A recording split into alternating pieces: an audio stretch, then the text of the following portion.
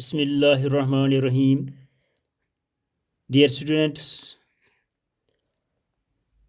of 12th class economic students, today our topic which I am going to deliver before you is percentage method. Percentage method, or in other words we say it as proportionate method. यानी दूसरे लफ्जों में इसको proportionate method भी कहते हैं. This method is given by Flux and is popularly known as Flux method. यानी ये जो मेथड है ये फ्लक्स ने दिया है, जिसका नाम फ्लक्स है उसी ने दिया है और उसी के नाम से ये मशहूर भी है. And is popularly known as flux method, और इसको पॉपुलरली ने फ्लक्स मेथड ही के नाम से ये जाना जाता है. तो इस मेथड के मुताबिक, according to this method, elasticity of demand is measured as the ratio of percentage change in quantity demanded of the commodity to percentage change in its price. यानी इस मेथड के मुताबिक ये जो इलास्टिसिटी डिमांड जब जो हमें मेजर करनी है वो किसके बराबर होती है? As the ratio of percentage change in quantity demanded of the commodity to percentage change in its price. तो इसी को हम फिर आगे फार्मूला में भी दिखाते हैं. तो द रिजल्ट में बी इक्वल टू 1 और लेस देन 1 और ग्रेटर देन 1.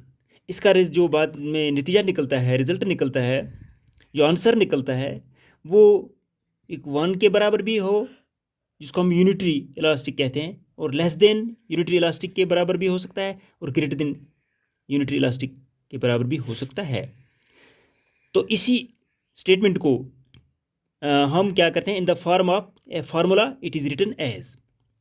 तो इस स्टेटमेंट को फार्मूला की शक्ल में इस तरीके से लिखा जाता है जैसा कि ईडी यानी elasticity of demand is equal to percentage change in quantity demanded, जैसा कि ऊपर हमने पढ़ा, as the ratio of percentage change in quantity demanded.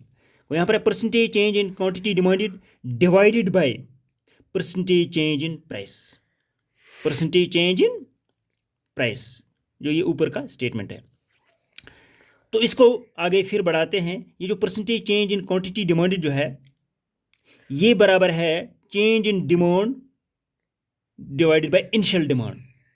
यानी डिमांड में चेंज आती है, पहले एक डिमांड होती है, फिर वो चेंज होती है, बदल जाती है दूसरी डिमांड, और इसी तरीके से डिवाइड बाय इनिशियल डिमांड. वो जो पहली डिमांड होगी उसको हम इनिशियल डिमांड कहते हैं, या ओरिजिनल डिमांड उसको पहले कहते हैं, तो फिर डिमांड बदलती है. तो इसी तरीके change in demand divided by initial demand. और इसी तरीके से जो नीचे दिया गया है परसेंटेज चेंज इन प्राइस, तो इस परसेंटेज चेंज इन प्राइस को भी हम change in price divide by initial price. Initial price हो गई स्टार्टिंग प्राइस, जो पहला कीमत था, और उसके बाद दूसरी कीमत क्या मुकर्रर हो गई, तो उसको जो दूसरी हो गई और पहली उसको हम चेंज कहते हैं. जैसा कि वहाँ से डिफरेंस क्या निकलता है उसको हम चेंज कहते हैं. चेंज इन प्राइस, प्राइस में पहली प्राइस क्या था, पहला कीमत क्या थी, और उसके बाद कौन सी कीमत बदल गई. इसी तरीके से डिमांड जो है, पहली डिमांड क्या थी उसको हम इनिशियल डिमांड कहते हैं, और उसके बाद दूसरी डिमांड क्या आ गई तो उसको हम चेंज इन डिमांड कहते हैं. तो इसको हम मल्टीप्लाई बाय जो 100 है, ये ऊपर भी है के साथ भी ये नीचे भी है, ये परसेंटेज का 100 है. तो चलो हम इसको इग्नोर भी करते हैं यहाँ पर, लेकिन ये परसेंटेज में मुजरा आता है. तो इसी फार्मूला के साथ कहीं फार्मूला ऐसी भी है जैसा कि उसको माइनस, ये जो साइन है यहाँ पर प्रीफिक्स की गई है, माइनस साइन भी फार्मूला में प्रीफिक्स की गई है, यानी उस माइनस जो अलामत है, साइन है, वो भी लगाई गई है. वो कैसी है, वो अंदर से जो चेंज आती है, चाहे प्राइस में चेंज आ चाहे डिमांड में है, यहाँ नेगेटिव फिर कहीं अलामत आती है, तो वो नेगेटिव और जो ये यहाँ पर जो हम इसको प्रीफिक्स करते हैं पहले ही से, तो वो साइन और वो साइन जो है फिर में जब मिलती है एक दूसरे के साथ, और माइनस वो प्लस बनता है, तो इसीलिए उस माइनस साइन को हम लगाते हैं. तो अगर वो भी नहीं लगाएंगे तो उसके बगैर भी ये हल होती है. तो अब हम इसी फार्मूला को, ये जो हमें परसेंटेज मेथड है, इसी फार्मूला को हम अपनाते हैं आगे with the help of numerical examples के साथ, with the help of numerical examples के साथ. तो न्यूमेरिकल एग्जाम्पल, फॉर एग्जाम्पल एक एग्जाम्पल यहाँ पर हमने लिया है, क्या है वो, तो इसको हम आगे इसी फार्मूला के ज़रिए यानी हल करेंगे। न्यूमेरिकल एग्जांपल यहाँ पर एक है, supposing the price of ice cream is ₹4। Supposing the price of ice cream is ₹4 पर कप। जैसा कि यानी ₹4 प्राइस है आइसक्रीम का फी कप का ₹4 के हिसाब से, and demand is for 1 cup. लेकिन डिमांड जो है सिर्फ एक ही कप का है। डिमांड जो है वो एक ही कप का है कि हमें एक ही कप ज़रूरत है। प्राइस जो है ₹4 एक कप का है, तो इसलिए डिमांड भी एक ही कप है। तो उसके बाद अगर ये प्राइस जो पहले ₹4 था ये चेंज हो गया, if the price of the ice cream falls to ₹2, उसके बाद क्या होता है दूसरी स्टेटमेंट में कि ये ₹4 जो पहला था इनिशियल प्राइस, इसको हम इनिशियल प्राइस कहते हैं, और ये जो डिमांड है 1 कप, इसको हम इनिशियल डिमांड कहते हैं। इसको इनिशियल डिमांड कहते हैं, स्टार्टिंग डिमांड कहते हैं, ओरिजिनल डिमांड कहते हैं। लेकिन जो ₹4 है इसको हम इनिशियल प्राइस कहते हैं या ओरिजिनल प्राइस भी कहते हैं इसको हम, ठीक। If the price of ice cream falls to ₹2, फिर यही जो आइसक्रीम की कीमत जो है जो पहले ₹4 थी अब ये गिर गई, कम हो गई, घट गई, ₹2 पर पहुंच गई है पर कप। तो डिमांड जो है, लेकिन दूसरी तरफ जो डिमांड है, डिमांड इंक्रीज टू 4 कप्स। और डिमांड जो है पहले 1 कप थी और डिमांड जो है 4 कप्स हो गई। अब ये जो चेंज है, जैसा कि प्राइस में चेंज आ गया, पहले ₹4 था और उसके बाद ₹2 हो गया, तो हम 4 से 2 निकालते हैं तो वहाँ से 2 निकलेगा, वो चेंज इन प्राइस हो गया। तो इसी तरीके से जो डिमांड पहले 1 कप था और उसके बाद 4 कप हो गया डिमांड, तो 4 में से हम यानी 1 निकालते हैं तो वहाँ से 3 जो है रह जाएगा, वो चेंज इन डिमांड रहेगा, वो चेंज इन डिमांड रहेगा। तो अब इसको हम यहाँ से इसका हल लिखते हैं यहाँ पर।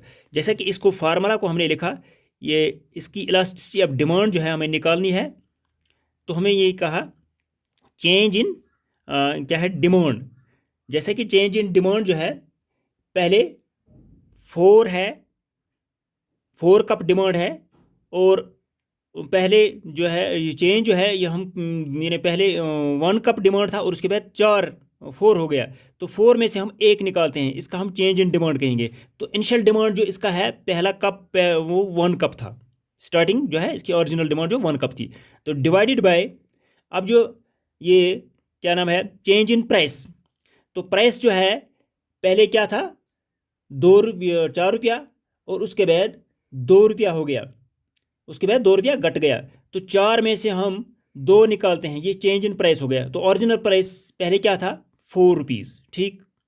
अब इसी को हम आगे बढ़ाते हैं, जैसा कि ऊपर जो है 4 में से 1 निकालते हैं, वहाँ 3 डिवाइडेड बाय 1, और ये होल डिवाइडेड जो है 4 में से 2 निकालते हैं हम, 2 डिवाइडेड बाय 4, ठीक है।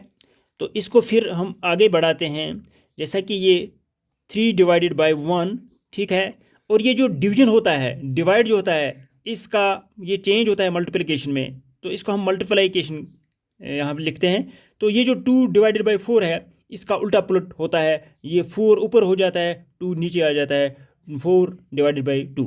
अब इसको हम क्या करते हैं टेबल के जरिए, 2 1s are 2 and 2 2s are 4, 2 2s are 4, और 2 यहाँ पर रह गया और यहाँ पर रह गया 3। नीचे जो है ये न्यूमरेटर में 2 एंड 3 है, डिनोमिनेटर में 1 और 1 है, इसका हम ये कहेंगे multiply 2 3s are 6, 2 3s are 6 divided by 1 1s are 1 ही, तो 6 डिवाइडेड बाय 1 हो गया 6 ही, 6 डिवाइड बाय 1 हो गया। तो यहाँ पर जो है इलास्टिसिटी ऑफ डिमांड जो है ये ग्रेटर देन 1 के बराबर निकली, ग्रेटर देन 1, यानी जो पहले ही हम कह रहे थे ऊपर से ही रिजल्ट में भी इक्वल टू 1, रिजल्ट में भी ग्रेटर देन 1, रिजल्ट में भी लेस देन 1। तो ये जो रिजल्ट जो है यहाँ पर निकला, ये निकला है 6, ये 1 से बड़ा है, ये 1 से बड़ा है, इसलिए 6 ग्रेटर देन 1। तो 6 जो है यहाँ पर इलास्टिसिटी ऑफ डिमांड हमें हासिल हुई, तो ये है इसका आंसर, ये है इसका आंसर, ठीक है। उम्मीद है कि आपको ये क्लियर हुआ होगा। तो एक दूसरा एग्जाम्पल यहाँ पर है, हमने लिया है कि suppose the quantity of sugar demanded by a house hold is 4 kg, यानी शुगर जो है, खांड जो है डिमांडेड बाय हाउस होल्ड, एक हाउस होल्ड की, एक घर की डिमांड जो है कि मुझे 4 kg खांड चाहिए, मगर एट प्राइस ₹12 पर kg, जबकि 12 रुपया फ़ी kg का ये जो प्राइस है, फ़ी kg का प्राइस जो है 12 रुपया है। तो ये जो 4 kg है ये इनिशियल डिमांड है, और ये जो 12 रुपीज़ जो है प्राइस जो है ये इनिशियल प्राइस है, ठीक है। एंड फिर ये चेंज होता है, and when the price falls to ₹11 per kg, और फिर प्राइस जो है वो डाउन होता है 11 kg पर पहुंच जाता है, 12 से लेकर 11 kg पर पहुंच जाता है। तो 12 में से हम 11 निकालते हैं तो 1, ये चेंज इन प्राइस हो जाएगा। तो डिमांड जो है पहले 4 kg थी, अब दूसरी डिमांड क्या बनती है, and quantity demand increase to 6 kg, 4 kg से फिर ये 6 kg पर बनती है। तो इसको भी फाइंड इलास्टिसिटी ऑफ डिमांड हमें यहाँ पर निकालनी है। देखिए इसका सोल्यूशन भी जो है ऐसे हम निकालते हैं। तो ये भी है कि हम लिखते हैं यहाँ पर इलास्टिसिटी ऑफ डिमांड जो है वो किसके बराबर है। जैसे कि पहले हम चेंज इन क्वांटिटी डिमांडेड, यानी चेंज इन डिमांड जैसे हम लिखते हैं, तो वो हम ये है कि पहले ये चेंज जब है पहले 4 kg था और उसके बाद 6, तो 6 में से हम 4 निकालते हैं, ये चेंज इन डिमांड हो गया। और जो इनिशियल डिमांड क्या है वो है इनिशियल डिमांड जो है वो 4 kg है, ठीक। और यहाँ सेंटर से होल डिवाइड बाय, अब चेंज इन प्राइस जो है इसका पहले यानी ये 11 था, 12 पर kg, और फिर उसके बाद 11 रुपीज़ यानी पर kg बन गया। तो ये हो गया change in price divide by initial price जो है वो 12 के बराबर है। इनिशियल प्राइस यानी पहला कीमत जो है 12 रुपया है, ठीक। आगे हम इसको लिखते हैं, 6 में से 4 निकालते हैं तो वहाँ क्या निकलता है 2 डिवाइडेड बाई 4, और होल डिवाइडेड बाई 12 में से 11 निकालते हैं तो 1 डिवाइडेड बाई 12, ठीक। अब इसको फिर मज़ीद हम आगे बढ़ाते हैं, जैसा कि 2 डिवाइडेड बाई 4, तो इस डिवीजन को जो है डिवाइड को जो है मल्टीप्लिकेशन में ये चेंज होता है। तो यहाँ से जो 1/12 है ये उल्टा पुलट इसका होता है, 12 ऊपर जाता है और 1 नीचे आता है। हाँ, तो अब हम इसको क्रॉस करते हैं यहाँ पर, 4 1 ज़ार 1, 4 3 ज़ार 12, 4 3 ज़ार 12। अब ये हो गया 3 2 ज़ार 6 डिवाइड बाई 1, ऐसे भी हो गया 6 डिवाइड बाई 1 हो गया 6, which is also greater than 1, which is also greater than 1। और यहाँ पर भी इस एग्जाम्पल के ज़रिए भी हमें जो इलास्टिसिटी ऑफ डिमांड जो है ग्रेटर देन 1 के बराबर हमें निकला। तो कहीं ऐसे भी एग्जाम्पल्स हैं जहाँ से हमें equal to elasticity of demand equal to 1 के बराबर निकलेगा, कहीं ऐसे भी एग्जाम्पल्स होंगे जहाँ से हम इलास्टिसिटी ऑफ डिमांड जो है लेस देन 1 के बराबर भी निकलेगी। तो ये था आज का के लिए प्रोपोर्शन क्या हम परसेंटेज मेथड, जिसको हम कहते हैं परसेंटेज मेथड, या ये क्या नाम है, इसको हम प्रोपोर्शनेट मेथड भी कहते हैं। तो उम्मीद है कि आपको ये समझ आया होगा। तो आज के लिए इतना ही काफ़ी। फ़ी अमान अल्लाह।